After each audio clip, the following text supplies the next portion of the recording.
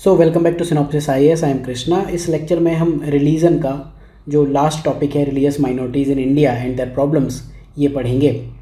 Basically topic है problem of religious minorities and इस टॉपिक के कुछ सब टॉपिक्स एडवांस्ड लेक्चर्स में भी देखेंगे। तो लेक्चर शुरू करने से पहले कुछ प्रीवियस ईयर क्वेश्चंस देखते हैं। Religious minorities and national integration, ये 83 का क्वेश्चन है। Then factors responsible for growing feeling of alienation among the religious minorities, और ओवरकम कैसे की जा सकती हैं। तो इसके लिए हम दो सब टॉपिक पढ़ेंगे।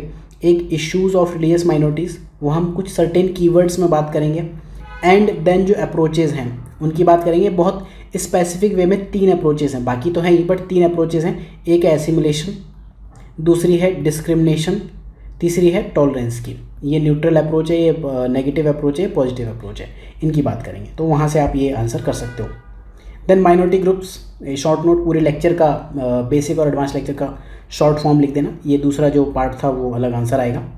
Then minority status and religious conversion, ये भी हम बात करेंगे। कॉन्स्टिट्यूशनल सेफ गार्ड जब हम पढ़ेंगे उसमें बात करेंगे, प्लस रिलीजियस कन्वर्जन का एज अ सब हेडिंग हम पढ़ेंगे जब इशूज़ ऑफ रिलीजियस माइनॉरिटीज़ देखेंगे। Then constitutional safeguards as a sub heading हम पढ़ लेंगे। देन डिफाइन रिलीजियस माइनॉरिटीज़ हम स्टार्टिंग में डिफाइन करने की कोशिश करेंगे, प्लस थिंकर्स व्यू भी देखेंगे। Then problems of religious minorities, पूरे लेक्चर में इसी की बात होगी। Then Hindu minorities in Kashmir, advance lecture में देखेंगे problems of religious minorities. Then Parsi communities के बारे में हम एडवांस लेक्चर्स में पढ़ेंगे, problem of religious minorities in India. तो आप देखो सिमिलर वे में जो सिलेबस में हेडिंग लिखी हुई है उसी वे में क्वेश्चन पूछा है। Then concept of majoritarianism and minoritarianism, जो कम्युनल टेंशंस हैं वहाँ ये कॉन्सेप्ट्स किस वे में चल रहे हैं, कम्युनल टेंशन को कैसे एसेंचुएट कर रहे हैं, बढ़ा रहे हैं। Then distinct feature of Islam, तो हम पूरा एक लेक्चर ही इसके ऊपर देखेंगे, जहाँ जस्टिस राजेंद्र सच्चर कमेटी की रिकमेंडेशंस भी देखेंगे और कैसे चेंज हुए उस बारे में भी बात करेंगे। तो ये भी आपको पता होना चाहिए। Then critical narrative on concerns of religious minorities, overall ये भी देखेंगे। तो 2018 तक ये क्वेश्चन पूछता रहा है। रिसेंट जो क्वेश्चन है उसमें एक क्वेश्चन है ट्रिपल तलाक और मैरिज एंड डिवोर्स। तो बेसिकली मैरिज के साथ हम इस टॉपिक को ज़्यादा बेटर वे में पढ़ेंगे, बट बस ध्यान रखना कि थोड़े से डायमेंशंस बदल के भी पूछें। Plus how do you understand the minority question, violence and discrimination, again हम वही बात करेंगे जहां हम रिलीजियस कन्वर्जन की बात करेंगे, वहां माइनॉरिटी क्वेश्चन पढ़ेंगे। माइनॉरिटी क्वेश्चन एक कीवर्ड है, ये ध्यान रखना। ये माइनॉरिटी क्वेश्चन आता कहाँ से है, वायलेंस और डिस्क्रिमिनेशन है कहाँ से, उसकी भी हम डिटेल में बात करेंगे, राइट। तो इंट्रोडक्शन से पहले मैं आपको बता दूं ये सिलेबस में कहाँ दिखता है ये टॉपिक। सोशियो ऑप्शनल में सिलेबस में दिखता है जब हम रिलीजन पेपर 2 में जाते हैं, religion and society, problem of religious minorities में यहाँ दिखेगा। और ज्योग्राफी ऑप्शनल में अगर हम बात करें तो पर्सपेक्टिव्स में लैंग्वेज, रिलीजन एंड सेक्युलराइजेशन यहाँ दिखता है, प्लस जो रिलीजियस माइनॉरिटीज़ हैं वो यहाँ दिखती हैं पेपर 2 कल्चरल सेटिंग में, यहाँ पर है। एंड अगर आप क्वेश्चंस देखो ज्योग्राफी ऑप्शनल में, तो एक सिंपल क्वेश्चन अभी तक पूछा है रिलीजियस माइनॉरिटी और रिलीजन के ऊपर। रिलीजियस माइनॉरिटीज़ में पूछा है कि लार्ज कंसंट्रेशन जो है बॉर्डर स्टेट ऑफ इंडिया में कॉजेज कॉन्सिक्वेंसेज, तो ये हमने रिलीजन के लेक्चर में ऑलरेडी देख लिया था। तो लेक्चर स्टार्ट कर सकते हैं। इनरोल करने के लिए आप ये वेबसाइट्स विजिट कर सकते हो एंड यूट्यूब चैनल पर आपको फ्री वीडियोस मिल जाएंगे। तो शुरू करते हैं। इंट्रोडक्शन हम काफ़ी सिंपल रखने की कोशिश करेंगे। इंडिया एक मल्टीलिंगुअल कंट्री है, मल्टी रिलीजियस कंट्री है, जहाँ पर प्लूरलिज्म फॉलो होता है। जहाँ हमने प्लूरलिज्म पढ़ा था लेक्चर में, वहाँ हमने 2 टाइप के प्लूरलिज्म देखे थे, एक तो रिलीजियस प्लूरलिज्म, दूसरा कल्चरल प्लूरलिज्म। तो इंडिया में दोनों ही टाइप की प्लूरल वैल्यूज़ दिखती हैं, चाहे वो रिलीजियस पॉइंट ऑफ व्यू से हो या बाकी पॉइंट ऑफ व्यू से हो। तो हम इंट्रोडक्शन को काफ़ी सिंपल रखने की कोशिश करेंगे, चाहे ऑप्शनल हो या फिर जीएस हो, क्योंकि ये सब टर्म्स हैं ना ऑप्शनल के लिए भी कीवर्ड की तरह यूज़ ही होते हैं। जितने भी स्टेट्स हैं, नॉट ओनली इंडिया के स्टेट्स बट वर्ल्ड वाइड जितने भी स्टेट्स हैं, वहाँ एक या एक से ज़्यादा माइनॉरिटी कम्युनिटीज़ मिलेंगी ही। स्टेट की जो नेशनल टेरिटरीज़ हैं, बाउंड्रीज़ हैं, वहाँ डेफिनेटली एक ना एक माइनॉरिटी ग्रुप होगा ज़रूर। कुछ लोग डेफिनेटली देखो ऐसे ज़रूर होंगे जिनके खुद के कुछ ना कुछ एक अलग आइडेंटिटी होगी जो डिफ़र करेगी मेजॉरिटी पॉपुलेशन से, और वो आइडेंटिटी एथनिक टर्म में हो सकती है, कल्चरल हो सकती है, लिंग्विस्टिक होती है, रिलीजियस टर्म में हो सकती है, किसी भी टर्म में माइनॉरिटी हो सकती है। तो मेन चीज़ क्या है कि वन और मोर माइनॉरिटी ग्रुप जिसकी आइडेंटिटी डिफ़र करती है मेजॉरिटी पॉपुलेशन से, ये चीज़ आपको ध्यान रखनी। आइडेंटिटी डिफरेंट है मेजॉरिटी से, राइट। इंडिया में अगर हम ये मेजॉरिटी और माइनॉरिटी की बात करें तो पिछले लेक्चर में भी हमने देखा था ये मैप आप याद कर लो, एग्जाम में बनाते हो आप, यहाँ पे एक छोटा सा गोला बना देना, यहाँ छोटा सा गोला बना देना। चाहे तो आप नेट पे इन डिस्ट्रिक्ट्स को सर्च भी कर सकते हो, बट मैं इतना डिटेल में जाने को आपको नहीं कहूँगा। तो आप ये देखो, जो ग्रीन कलर्स जहाँ जहाँ दिख रहे हैं वो मुस्लिम्स हैं, यहाँ दिख रहे हैं, यहाँ दिख रहे हैं, इधर दिख रहे हैं, and north Bengal and Assam in general इस एरिया में है। ये वाला ब्लू कलर हिंदूज़ हैं, एंड क्रिश्चियंस आपको दिखेंगे ये sky blue colour north east में आपको दिखेंगे। देन यहाँ कन्वर्जन्स हैं, कुछ क्रिश्चियंस आपको गोवा में दिखेंगे, कुछ यहाँ दिखेंगे, बट जो डिस्ट्रिक्ट के हिसाब से मेजॉरिटी है वो यही है, राइट। देन सिख और बुद्धिस्ट और अदर्स भी आप ऑब्जर्व कर सकते हो, राइट। तो ये हम बात ऑलरेडी कर चुके हैं। बुद्धिस्ट रीजन ये येलो वाले हैं, सिख रीजन पिंक वाला, अदर ये ग्रे वाले हैं। इस बेसिस पर आपको चाहे वो रिलीजियस कम्युनिटीज़ ऑफ इंडिया हो या फिर रिलीजियस माइनॉरिटीज़, उसका आंसर देना है। और जो हमने पिछले लेक्चर में ये वाला कर्व पढ़ा था, ये जो पाई चार्ट देखा था, उसको भी आप यूज़ करो। गवर्नमेंट ने ऑफिशियली 5 रिलीजन्स को माइनॉरिटीज़ की तरह नोटिफाई किया है, Muslims, Christian, Sikh, Buddhist and Parsis या ज़ोरोस्ट्रियन। इनकी जो टोटल पॉपुलेशन है 20% के आसपास है। पिछले लेक्चर वाला डेटा आप एज सच यूज़ करना। हिंदूज़ 28 स्टेट्स में मेजॉरिटी में हैं, और उसमें से जो बड़े बड़े मोस्ट पॉपुलस स्टेट्स हैं जैसे यूपी हुआ, महाराष्ट्र, बिहार, वहाँ भी हिंदूज़ मेजॉरिटी में आपको दिखेंगे। मुस्लिम्स मेजॉरिटी में आपको दिखेंगे 2 जगह पर, लक्षद्वीप एंड कश्मीर, लेकिन सिर्फ 5% मुस्लिम्स ही इन एरियाज़ में रहते हैं। 95% मुस्लिम्स ऐसी जगह पर रहते हैं जहाँ पर वो एक माइनॉरिटी ग्रुप कॉन्स्टिट्यूट करते हैं। तो ओवरऑल अगर आप मेजर इंडिया देखो तो 95% मुस्लिम्स ओवरऑल स्कैटर्ड हैं as a religious minorities all over the country. Christian majority आप देखोगे नॉर्थ ईस्ट में दिखेगी, और हर एक माइनॉरिटी कम्युनिटी स्पेशली रिलीजन के बेस पर जो है उसकी स्पेसिफिक प्रॉब्लम्स हैं। इंडिया में जब माइनॉरिटी की बात की जाती है तो लिंग्विस्टिक माइनॉरिटीज़ की शायद ही कोई कभी बात करता हो, एंड कभी कभार बात होती है, 100 में से 5 बार। एंड बाकी जो कल्चरल माइनॉरिटीज़ हैं बहुत रेयर ही बात होती है। मेनली जो बात हो रही है रिलीजियस माइनॉरिटीज़ की हो रही है।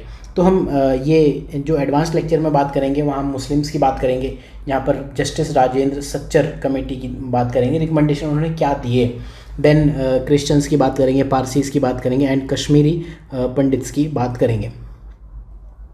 अगर आप जस्टिस राजेंद्र सच्चर कमेटी की रिपोर्ट ध्यान से पढ़ो तो उसमें आप एक कीवर्ड ऑब्जर्व करना, उन्होंने कहा है, एक टर्म उन्होंने बताई है, minorities other than Muslims. Other than Muslims जो माइनॉरिटीज़ हैं उन्होंने जो भी एफर्मेटिव एक्शंस थे उनका फ़ायदा उठाया, चाहे वो एजुकेशन में हो, लोन में हो, इकोनॉमिक एंगल से आप देखो, एंटरप्रेन्योरशिप देखो, या फिर आप किसी भी एंगल में बात करो, रिजर्वेशन जो उसका फ़ायदा उठा के जॉब्स में चले गए। फॉर एग्जांपल जस्टिस सच्चर ये कहते हैं कि जैसे क्लास 1 ऑफिसर्स हैं, मुस्लिम्स 3% है, मुस्लिम्स की पॉपुलेशन है अराउंड 14 to 15%, राइट। जो बाकी माइनॉरिटीज़ हैं वो लगभग 11% है, उनकी पॉपुलेशन कितनी है, 5 to 6%। आप समझो 5 से 6% होके 11%, एंड यहाँ पर 14 to 15% होके 3%। तो जस्टिस सच्चर ने काफ़ी प्रॉब्लम्स भी आइडेंटिफाई की हैं और वो उनके रिजोल्यूशन भी बताएं कैसे करने चाहिए, एजुकेशन से लेके हेल्थ से लेके हर एक सेक्टर में। तो वो आप एडवांस लेक्चर में पढ़ लेना, ठीक है। अब ज़रा थिंकर्स पर्सपेक्टिव की बात करते हैं, माइनॉरिटीज़ को डिफाइन करने की कोशिश कैसे की है। एक हम पढ़ेंगे ये लुइस विर्थ की डेफिनेशन, एक UNCHRC की डेफिनेशन पढ़ेंगे, और अभी हम इसी लेक्चर में जो फिगर के बारे में बात करेंगे जहां उन्होंने बात की है कैरेक्टरिस्टिक्स की, तो वो भी आप थिंकर्स पर्सपेक्टिव में ऐड कर सकते हो जब भी आपको नीड पड़े तो, ठीक है। तो लुइस विर्थ क्या कहते हैं, ये कहते हैं कि एक माइनॉरिटी ग्रुप ऐसा ग्रुप है, देखो एक ऐसा ग्रुप है जो बेसिकली ये मानता है कि हम ऑब्जेक्ट ऑफ कलेक्टिव डिस्क्रिमिनेशन है, हमारे साथ कुछ अच्छा नहीं हो सकता, इस वजह से बेटर है इस सोसाइटी से बाहर निकल जाओ, इसको हम माइनॉरिटी कम्युनिटी कहेंगे। ये लुइस विर्थ की डेफिनेशन का सार है। तो ये क्या कहते हैं कि एक ऐसा ग्रुप जो किसी भी वजह से अलग मानता हो, चाहे वो फिजिकल या कल्चरल कैरेक्टरिस्टिक हो, उस वजह से मेजॉरिटी कम्युनिटी से डिफरेंशियल या अनइक्वल ट्रीटमेंट चाहते थे लेकिन वो नहीं मिला, ऑब्जेक्ट ऑफ कलेक्टिव डिस्क्रिमिनेशन बन के रह गए, तो फिर उन्होंने कहा कि हम सोसाइटी से खुद से अलग हो जाएंगे, उस समाज में दूसरों से अलग हो जाएंगे। ये लुइस विर्थ की डेफिनेशन काफ़ी पॉपुलर डेफिनेशन है जहाँ भी रिलीजन और माइनॉरिटी की बात की जाती है। फिर UNCHR ने 1950 में एक काफ़ी इंपॉर्टेंट डेफिनेशन बताई जिसमें आप देखोगे काइंड ऑफ फंडामेंटल ड्यूटीज़ तक की बात कर दी है। ये कहते हैं ओनली, एक ही कीवर्ड है, सिर्फ वही कम्युनिटीज़ माइनॉरिटी कम्युनिटीज़ कहलाएंगी। पहली कंडीशन क्या है, जो कि रूलिंग नेशनल कम्युनिटी ना हो, other than ruling national community.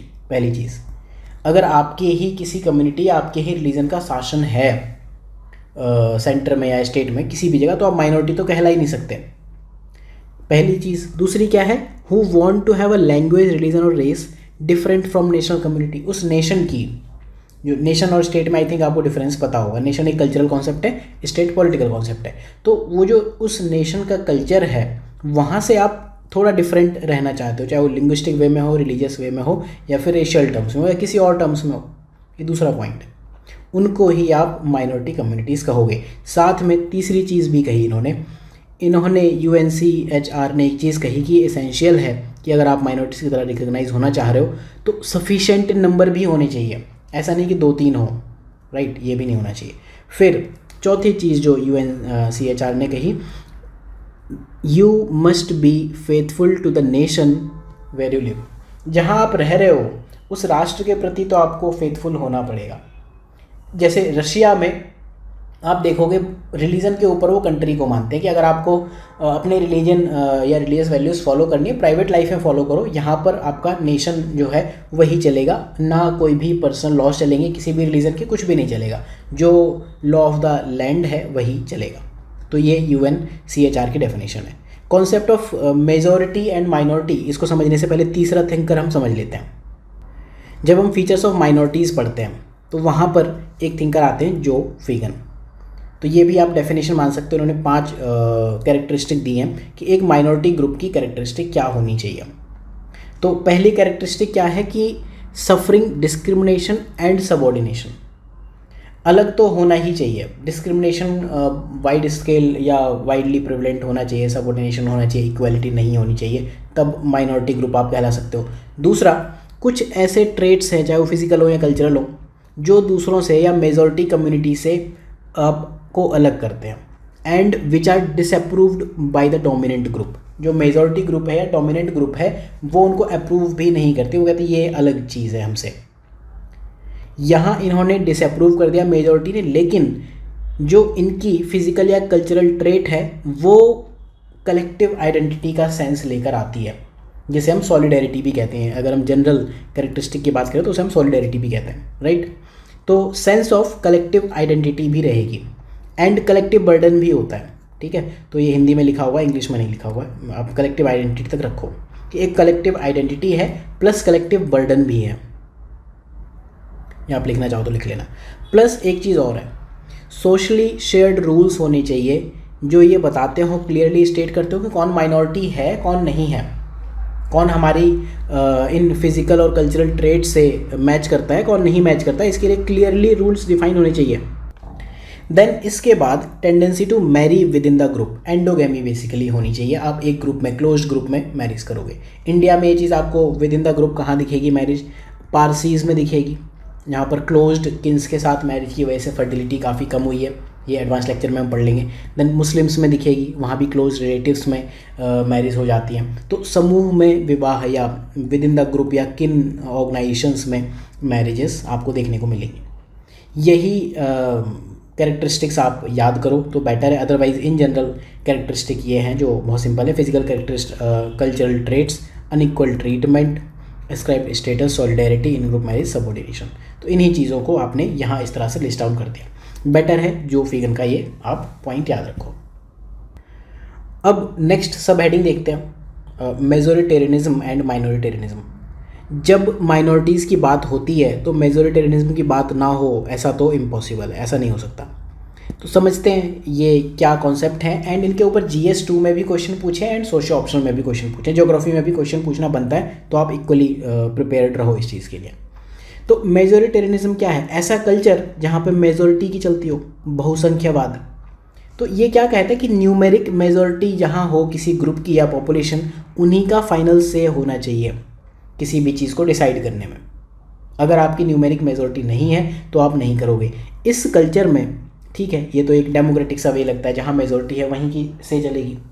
लेकिन इस मेजोरिटेरियनिज्म को लोग क्यों डिसरिगार्ड करते हैं, बिलीव बेसिकली क्या है, ये माना जाता है कि majority community should be able to rule a country in which ever way it wants, चाहे दूसरों की विशेज़ या नीड्स को आप डिसरिगार्ड ही क्यों ना करो। ये बेसिकली एक नेगेटिव पॉइंट जुड़ा हुआ है। तो इस चीज़ को हम मेजोरिटेरियनिज्म कहते हैं, बहुसंख्यवाद।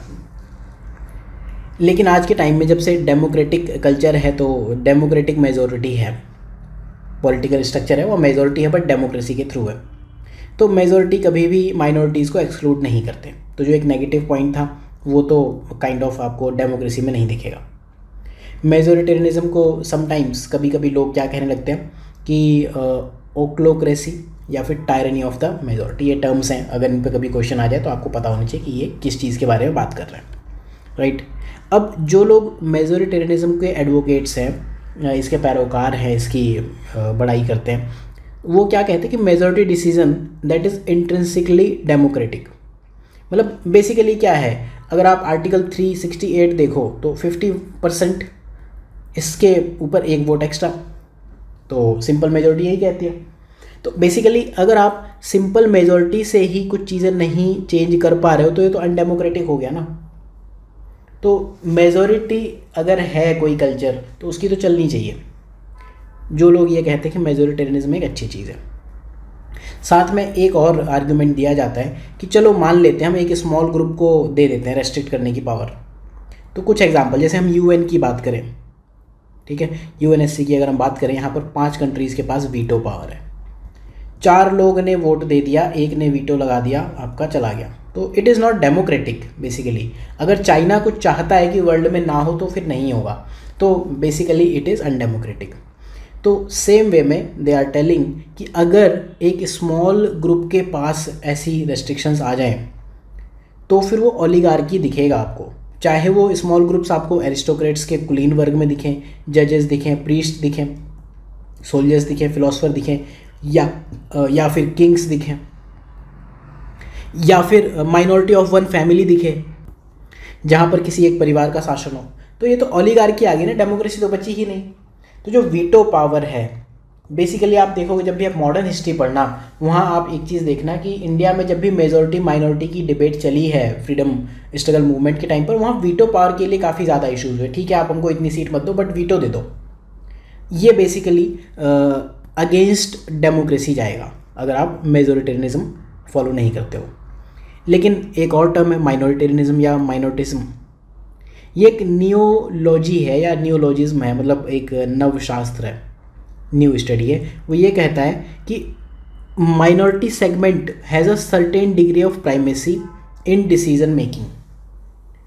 माइनॉरिटी सेगमेंट है, जैसे आज के टाइम में आप देखो फॉर एग्जांपल किसी के पास, एक पार्टी के पास 100 सीट है, राइट, दूसरी पार्टी के पास 50 सीट है, तीसरी पार्टी के पास 60 सीट है। अब सपोज सरकार बनानी हो और सरकार बनाने के लिए चाहिए थी 101 वोट, 101 सीट चाहिए थी।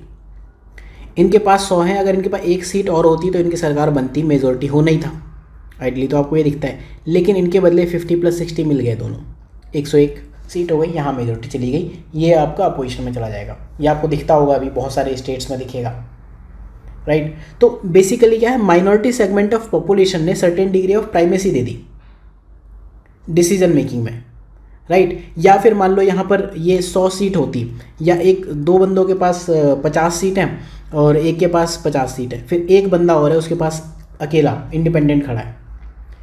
अब ये 2 मिल गए, अब ये बंदा इनके साथ आ गया तो 100 वाले बंदे बैठ जाएंगे, या ये बंदा इधर चला गया तो फिर ये 100 वाले की सरकार बन जाएगी।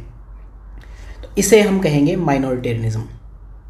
ये एक ऐसा स्पेशल कॉन्सेप्ट है जो ये कह रहा है कि minority segment of population has a certain degree of primacy in decision making, right. अब एक टर्म आता है डोमिनेंट माइनॉरिटी, उसको हम इलीट डोमिनेंस कहते हैं या इलाइट डोमिनेंस भी कहते हैं। इसका मतलब ये है एक ऐसा माइनॉरिटी ग्रुप जिसकी ओवरवेलमिंग डोमिनेंस नज़र आती हो, चाहे वो पॉलिटिकल स्फेयर में हो या इकोनॉमिक या कल्चरल स्फेयर में। भले ही एक स्मॉल रिप्रेजेंटेशन दिखता हो, डेमोग्राफिक माइनॉरिटी हो, फॉर एग्जांपल पारसीज़ हैं इंडिया में, आप देखोगे पॉलिटिकली एंड इकोनॉमिकली काफ़ी डोमिनेंट हैं। मुस्लिम्स हैं, पॉलिटिकली एंड कल्चरली काफ़ी डोमिनेंट है बहुत जगह पे इंडिया में, तो एक डोमिनेंट माइनॉरिटीज़ या एलीट माइनॉरिटीज़ आप कहोगे। जैन्स हैं, इकोनॉमिकली आप देखोगे काफ़ी डोमिनेट करते हैं, डोमिनेटिंग कम्युनिटी है, तो आप क्या कहोगे, इकोनॉमिक स्फेयर में जैन कम्युनिटी एक एलिट डोमिनेंस रखती है, डोमिनेंट माइनॉरिटी है। और अगर वो रिसेंट इमिग्रेंट हैं तो डोमिनेंट माइनॉरिटीज़ को एलियन एलिट्स भी हम कहते हैं। अब कुछ एग्जांपल्स देखते हैं माइनॉरिटी ग्रुप्स के। 5 टाइप के माइनॉरिटी ग्रुप्स दिखेंगे, ethnic minority, religious minority, cultural minorities. तो ये ग्रुप समझने की कोशिश करते हैं। यहाँ पर हम कुछ केस स्टडीज़ भी देख लेंगे। अब एथनिक माइनॉरिटीज़ की डेफिनेशन आपको बताने की नीड नहीं है, जो भी किसी एथनिक बेसिस पर एक माइनॉरिटी कंपोजिशन फॉर्म करते हैं उनको हम एथनिक माइनॉरिटी कहेंगे। तो एक केस स्टडी आप ये याद कर सकते हो कि मास मीडिया ने एक ट्राई किया था कि हेल्थ बिहेवियर चेंज करना है, तो उन्होंने माइनॉरिटीज़ पर ये केस स्टडी की। माइनॉरिटीज़ को अगर हम स्मोकिंग छुड़वाने की कोशिश करते हैं, मेजॉरिटी को, जनरल पॉपुलेशन को स्मोकिंग छुड़वाने की कोशिश करते हैं, तो क्या कोई फ़र्क पड़ता है? आंसर था नहीं।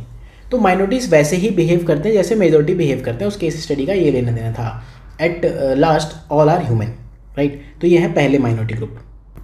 फिर आते हैं involuntary and voluntary minorities. Involuntary minorities क्या होते हैं? अनैच्छिक एंड स्वैच्छिक, बेसिकली इन टर्म का मीनिंग तो यही हुआ। इनको कास्ट लाइक माइनॉरिटीज़ भी कहते हैं। तो ये बेसिकली उन लोगों के लिए टर्म यूज़ होती है जो ओरिजिनली किसी सोसाइटी में लाए गए थे उनकी इच्छा के बिना। फॉर एग्जाम्पल, कन्वर्ट तो आपने कर लिया।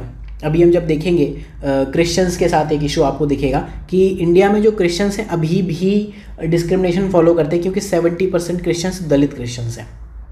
तो आप ये कहोगे कि इनवॉलेंट्री माइनॉरिटीज़ भी हो सकते हैं अगेंस्ट देयर विल, या किसी भी वे में। ज़रूरी नहीं कि जो दलित क्रिश्चियंस हैं वो अगेंस्ट देयर विल ही गए हो सकता है वो वॉलेंट्री माइनॉरिटीज़ भी हों। क्यों? क्योंकि कुछ लोग माइनॉरिटी स्टेटस न्यू कंट्रीज़ में गए या कहीं भी एक न्यू माइनॉरिटी स्टेटस ले लिया प्रोसेलिटाइजेशन एक्टिविटीज़ के थ्रू या कन्वर्जन के थ्रू। क्यों? क्योंकि एक होप है, एक बेटर इकोनॉमिक फ्यूचर मिलेगा, एजुकेशनल एंड पॉलिटिकल हमारी स्ट्रॉन्ग होल्ड होगी, जो कि हमारे ओरिजिनली होमलैंड में नहीं थी। तो इंडिया में जो आपको कन्वर्जन दिखते हैं दोनों वे में दिखते हैं, वॉलंटरी भी दिखते हैं एंड इनवॉलंटरी भी दिखते हैं। यहाँ पर क्या आपने कन्वर्ट तो कर लिया, उस सोसाइटी में ले तो आए, बट फिर भी उनको आप वॉलंटरी नहीं बना पाए, राइट। तो ये बेसिक डिफरेंस है। कीवर्ड बस आपको ध्यान रखने, ethnic minority, then involuntary, then voluntary, then gender and sexual minorities तो ठीक है, आपको पता ही होगा, LGBTQ, सेम सेक्स बिहेवियर, ये सारी चीज़ें चलती रहती हैं। बहुत ज़्यादा इसमें बात करने की नीड नहीं, मैरिज वाले टॉपिक में डिटेल में बात करेंगे। देन इसके बाद रिलीजियस माइनॉरिटीज़, जिनका जो रिलीजन है वो या फेथ है बेसिकली मेजॉरिटी के फेथ से डिफरेंट है, एंड लिंग्विस्टिक माइनॉरिटीज़ जिनकी डिफरेंट लैंग्वेज या फिर डायलेक्ट। डायलेक्ट होता है बोली, लैंग्वेज में डिफरेंट डायलेक्ट्स होते हैं। जैसे फॉर एग्जांपल हिंदी है तो हिंदी के डायलेक्ट्स क्या हैं? खड़ी बोली हो गई, भोजपुरी हो गई, अवधी हो गई, मैथिली, ये उसके डायलेक्ट्स हो गए। तो इतनी माइनॉरिटीज़ के टाइप्स आपको याद रखने हैं: ethnic, involuntary, voluntary, gender, sexual, religious and linguistic. अब देखते हैं इश्यूज ऑफ रिलीजियस माइनॉरिटीज़। बहुत इंपॉर्टेंट कीवर्ड्स यहाँ आने वाले हैं। जब हम रिलीजियस माइनॉरिटीज़ की बात करते हैं तो इश्यूज़ की बात करते हैं एंड अप्रोचेस की बात करते हैं। तो वहाँ पर हम बहुत ही जनरलिस्टिक वे में आंसर कई बार लिख के आते हैं, चाहे वो GS हो चाहे वो ऑप्शनल हो। कुछ कीवर्ड्स हैं जिनको आपको ध्यान रखना चाहिए। फॉर एग्जांपल, जब हम इश्यूज़ की बात करेंगे वो हम बात करेंगे एसिमिलेशन यानी कि आत्मसातीकरण की बात करेंगे। देन इंटीग्रेशन की हम बात करेंगे। देन अगली चीज़ है रिलीजियस कन्वर्जन की, प्रोसेलिटाइजेशन, इसकी बात करेंगे। देन आइडेंटिटी, उसके बाद सिक्योरिटी की प्रॉब्लम, देन उसके बाद इक्विटी से रिलेटेड प्रॉब्लम्स। देन अप्रोचेस की जब हम बात करेंगे माइनॉरिटी प्रॉब्लम्स के लिए, उस टाइम पे हम 3 तरह की अप्रोचेस की बात करेंगे। एक नेगेटिव अप्रोच है, एक पॉजिटिव अप्रोच है और एक न्यूट्रल अप्रोच है कि हमें कोई लेना देना नहीं है, आप बस हम में एसिमिलेट हो जाओ। एसिमिलेशन मतलब होमोजिनिटी, आपकी और हमारी कल्चर एसिमिलेट कर लो। प्राइवेट लाइफ में आपको जो कुछ करना है आप कर सकते हो, राइट। ये एसिमिलेशन है। डिस्क्रिमिनेशन नेगेटिव, टॉलरेंस पॉजिटिव, कि आप भी अपना कल्चर फॉलो करो, हम भी अपना कल्चर फॉलो करते हैं। तो ये बेसिकली 3 तरह की अप्रोचेज हैं। तो एसिमिलेशन की बात करते हैं। एसिमिलेशन देखो, जो माइनॉरिटी और मेजॉरिटी का क्वेश्चन है ये हमेशा से चला आ रहा है, सेंचुरी से चला आ रहा है। अब इशू क्या होते हैं? फॉर एग्जांपल अगर मैं आपसे बात करूं माइनॉरिटीज़ इवॉल्व कैसे होते हैं, माइनॉरिटी कल्चर आता कैसे? यहाँ एक पूरा कल्चर था, राइट। सपोज ये होमोजीनियस कल्चर है ए इस बॉक्स के अंदर। अब कुछ लोग इसी में से प्रोटेस्ट के टर्म में या किसी भी वे में अलग होते हैं। फॉर एग्जांपल ये 2 लोग या ये 3 ग्रुप अलग हो गए, इन्होंने कहा हमारा कल्चर आपके कल्चर ग्रुप से अलग है, या तो हम आपसे अलग हो गए या फिर हम अलग कल्चरल आइडेंटिटी अपनी बना के रखेंगे। किसी ने किसी वे में अपनी आइडेंटिटी बनाई, किसी ने किसी वे में अपनी आइडेंटिटी बनाई, राइट। तो या तो इमर्ज होंगे जो आपकी ओरिजिनल कम्युनिटी थी, या फिर एक्सटर्नल फैक्टर्स की वजह से आएंगे, चाहे वो इन्वेजन हो या कॉलोनियल फैक्टर्स हो, कुछ ना कुछ ऐसे होंगे। इंडिया में अगर हम बात करें ऐसे जो फैक्टर्स हैं जो इंटरनली इमर्ज हुए थे वो थे Jain, then Buddhism, then Sikh. जो एक्सटर्नल फैक्टर की वजह से आए हैं वो हैं Muslims and Christians. Jain, Buddha और सिख, आपको पता है जब भी रिफॉर्म्स की नीड हुई हिंदुइज्म में तो कुछ ना कुछ प्रोटेस्ट हुए थे और कल्ट्स बने, उसके बाद विद टाइम वो रिलीजन में कन्वर्ट हो गए। अब मेजॉरिटी ग्रुप तो एसिमिलेशन चाहेगा। तो आप एक चीज़ देखोगे इंडिया में, जैसे जैनिज्म, बुद्धिज़्म एंड सिखिज़्म है, ये हिंदू कल्चर जो डोमिनेंट कम्युनिटी है रिलीजन के पॉइंट ऑफ व्यू से, 80% कम्युनिटी है, उसके साथ एसिमिलेटेड दिखते हैं। इनफैक्ट लीगल टर्म्स में भी, चाहे वो आप हिंदू मैरिज एक्ट की बात करो या फिर एफर्मेटिव एक्शन जैसे रिजर्वेशन की बात करो। आप एक चीज़ देखोगे, जो रिजर्वेशन है बुद्धिस्ट और सिख दलित्स को वही रिजर्वेशन अवेलेबल है जो हिंदू रिलीजन में दलित्स को अवेलेबल है, बट क्रिश्चियन दलित्स को नहीं है, मुस्लिम दलित्स को ऐसा कोई रिजर्वेशन अवेलेबल नहीं है। मुस्लिम्स को मैक्सिमम ओबीसी में रिजर्वेशन दिया गया। ये राजेंद्र सच्चर कमेटी ने ये कहा भी है कि मुस्लिम्स में स्ट्रैटिफिकेशन आप करो, डिफाइन करो, तब जाके आप थोड़ा सा बेटर एफर्मेटिव एक्शन इम्प्लीमेंट कर पाओगे। तो कहानी है ले दे के एसिमिलेशन की, कि आप मेजॉरिटी कल्चर से एसिमिलेट नहीं हो पा रहे हो। और ये जो इशू आता है नेशनल माइनॉरिटीज़ की वजह से, नेशन की वजह से। जो नेशन है, नेशन का कॉन्सेप्ट है, देखो आप किसी एरिया में आप रहते हो, फॉर एग्जांपल हम इंडिया में एक टाइम पे रहते थे, या अभी मैं आपको एक हाइपोथेटिकल एग्जांपल बताऊं, फॉर एग्जांपल आप लखनऊ के नवाब हो आज की डेट में, कल के दिन आप लखनऊ को आज़ाद करा ले गए और वहाँ की एक डिफरेंट कल्चर, रिलीजन, खाना पीना, सारी चीज़ें, और लखनऊ की आपने एक अलग पॉलिटिकल बाउंड्रीज बना ली, तो वो नेशन से कन्वर्ट हो जाएगा स्टेट में, और जो आप आज वहाँ टेररिस्ट कहलाओगे कल वहाँ पर हीरो कहलाओगे। बेसिकली यही कहानी है नेशन और स्टेट की। तो नेशन जब बना था, नेशन की जब पॉलिटिकल बाउंड्रीज बनी थी, तो वहाँ पर क्या था, नेशन स्टेट क्या प्रेफर करता है, इफ़ पॉसिबल होमोजेनिटी, चाहे वो रिलीजन के बेस पे हो, लैंग्वेज के बेस पे हो, या एथनिसिटी के बेस पर हो, किसी भी बेस पर हो। तो नेशन बना ही इस बेस पर था। अब नेशन स्टेट का जो कॉन्सेप्ट है वो कहता है होमोजेनिटी होनी चाहिए, माइनॉरिटीज़ कहते हैं कि हमें डिफरेंस चाहिए। पूरा अभी जो हमने डेफिनेशन पढ़ी वो माइनॉरिटी कम्युनिटीज़ क्या हैं, डिफरेंट कल्चर चाहती हैं। इस वजह से क्या है, एसिमिलेशन नहीं होगा, प्रॉब्लम्स ऑफ माइनॉरिटीज़ आएंगी। तो क्लूड के टर्म्स में अगर आप कंक्लूड करना चाहो तो ये कर सकते हो कि problem of minorities was logical consequence of rising nationalism. Nationalism आएगा और माइनॉरिटीज़ की प्रॉब्लम्स आएंगी। तो एसिमिलेशन को आप नेशनलिटी से इस वे में एक्सप्लेन कर सकते हो, रिलेट कर सकते हो। इंटीग्रेशन आप समझते हो, जहाँ डिस्क्रिमिनेशन या इश्यूज आएंगे वहाँ लोग डिटैचमेंट फील करने लगेंगे मेजॉरिटी ग्रुप से, तो इंटीग्रेशन का इश्यूज हैं। देन रिलीजियस कन्वर्जन, आप एक चीज़ ऑब्जर्व करना, जो भी माइनॉरिटी क्वेश्चन है, माइनॉरिटी क्वेश्चन एक कीवर्ड है, जो भी माइनॉरिटी क्वेश्चन है वो इंडिया में बहुत ज़्यादा रिलीजियस कन्वर्जन से जुड़ा हुआ है। चाहे वो घर वापसी जैसे कीवर्ड्स हों या फिर जिहाद जैसे कीवर्ड्स हों, यहाँ कन्वर्जन की बात चल रही है। आई एम सॉरी अगर मैंने किसी भी फीलिंग्स हर्ट की हों, अगेन लोगों की हो जाती है, कमेंट्स में लोग गालियाँ देने आ जाते हैं, सो सॉरी। तो रिलीजियस कन्वर्जन जो है ना, बेसिकली फंडामेंटल राइट्स में एक्सप्लिसिटली मेंशन्ड नहीं है। There is absence of any explicit right to conversion. उस वजह से क्या है, जो फ्रीडम ऑफ रिलीजन है थोड़ी सी मर्की लगने लगती है, संदिग्ध लगने लगती है। तो यहाँ पर इश्यूज आते हैं। देन आइडेंटिटी के इश्यूज, तो ये हमने बात करी ली, लगातार बात कर रहे हैं। आइडेंटिटी क्राइसिस आएगी, जो मेजॉरिटी कल्चर है उससे जब माइनॉरिटी कल्चर डिफर करेगी तो आइडेंटिटी के इश्यूज आएंगे, right. Then problem of security, एक तो आइडेंटिटी डिफरेंट है, दूसरा नंबर कम है, तो जो माइनॉरिटी ग्रुप है एक फीलिंग डेवलप हो जाती है लाइफ के लिए, एसेट के लिए, वेलबींग के लिए, कि कुछ अच्छा होने वाला भी है कि नहीं।